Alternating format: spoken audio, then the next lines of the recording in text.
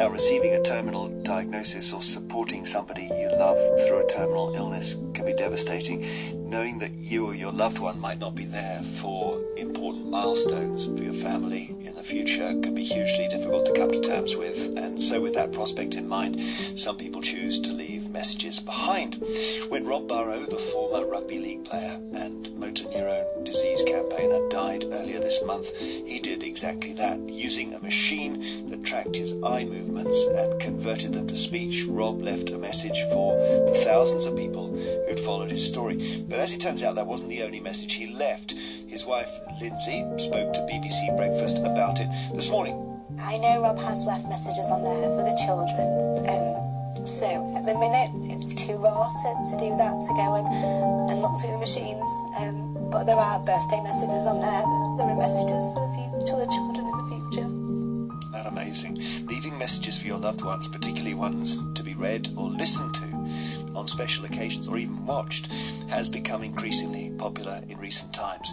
Bereavement experts say that as a society becomes more open to talking about death, you get people thinking about maybe leaving a message after they're gone.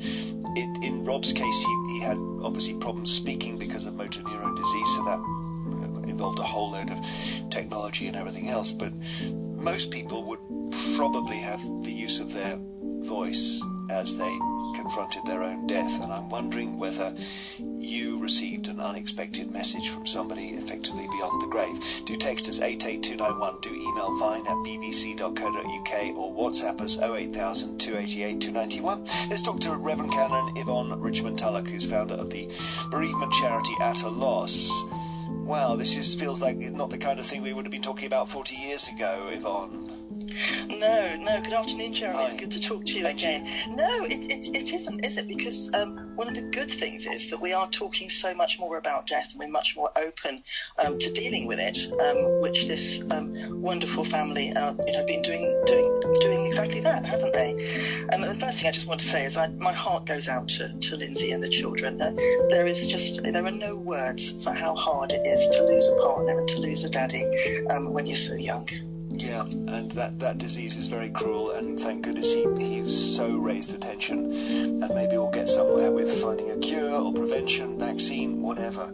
What about the messages? What do you think lies behind the desire of a dying person to say something that would be listened to after they're dead? Well, I mean, I just want to celebrate what Rob has done here, because what he's done is he's recognised how important it is for him to live on in his family in the future, with his children in particular. They're young, and what he's done is he's done his best to help them with their future and with their grief. Just on the subject of grief, people like to remain connected. They want to remain connected, and so messages like this can be really helpful to enable people just to continue that connection with the person, to help them to take forward into the future. I was just going to say I saw a slightly disturbing social media film just last week where it was, I think, in Japan, and they'd used a headset to put a bereaved mum who'd lost her little girl into a virtual space where they used AI and that she wore these special touch-sensitive gloves and everything, and she was able to then have her daughter approach her and talk to her and tell her she loved her, and she could then touch her with the gloves, touch this virtual picture, and would actually feel her shoulders, arms, etc. And the whole thing looked really quite unsettling, and I was worried about the effect on this mum. Yes. Well, I think the jury's out on the whole AI technology over this, grief bots and things that are emerging. And my own personal view is the same as yours, that I consider that to be worrying. Because there's a difference between what Rob has done here. He has done something personal for them.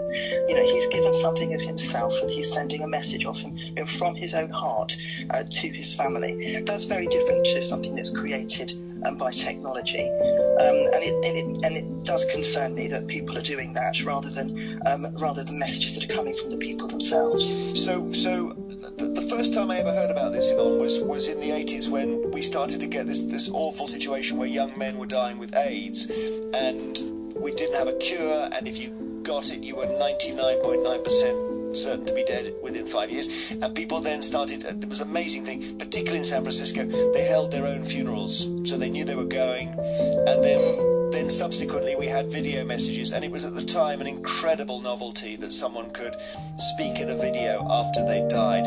Now the technology makes all of this very possible, doesn't it? It does, and as I say, it can be a really helpful thing for people to remain connected, and for those messages to be conveyed. Because after somebody dies, there are usually a lot of regrets and often a lot of guilt, and someone saying in advance, I love you, can help with that kind of thing, because people can think, well, if only I'd done this, or if only I'd said that, maybe they were left feeling like this about me, and so on. So there's so much that can be helped in grief with leaving messages. Have you ever had that yourself? Has somebody left a message for you, Yvonne? Yes. My father died just last year, and he left a letter for each of his daughters, my sisters and I, and we opened our letter, and it was just lovely to read something that he'd prepared in advance. He didn't know he was dying. It sort of happened quite quickly, but he prepared it quite well in advance. But even so, it was just so lovely to read it. A personal message to me. Yeah. Oh, I suppose I don't want to pry here. The question is, were there things he could only say to you when he had the distance of a tape or a letter, rather than saying them direct to you?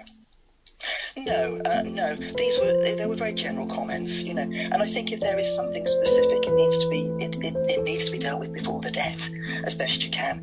We never know when we're going to die. My husband died very suddenly. I'm very glad that we had a relationship where we kept short accounts with each other. There was nothing outstanding in our relationship where I thought, oh no, I should have said sorry about that. So as people, we need to do that kind of thing. But in these situations, this is about grief, and this is about conveying the love just once more, reminding them, of how special they are and that kind of thing. Because when afterwards we do this stupid thing of beating ourselves up, usually it's unwarranted, and we can have lots of regrets and feel guilty over things unnecessarily often. And a little message that sort of says reminds us of how much how good the relationship really was is a good thing. Thank you so much, Reverend Canon Yvonne Tulloch, for talking about that. Really appreciate it. Yvonne founded the bereavement charity At a Loss. Now, I mentioned Rob Burrow, who obviously had lost his voice by the time he was near death. He used a machine that tracked his eye movements and converted them to speech. It's very tiring to use, and it takes a long time, but we know that he's left private messages for his children, and that's wonderful. We wouldn't expect to be hearing them. But he did also leave a public message, really, for those who've been following his story, and I'd like to play some of it now. I am just a lad from Yorkshire who got to live out his dream of playing rugby league.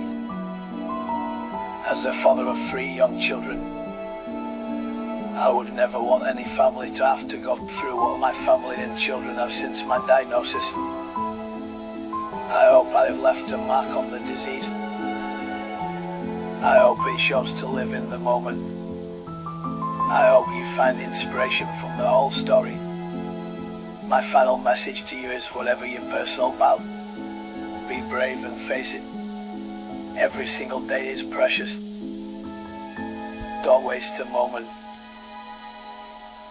In a world full of adversity, we must still dare to dream. Rob Burrow's final message to those who supported him. I missed the last bit. I want to hear that again. Rob Burrow, over and out, he said.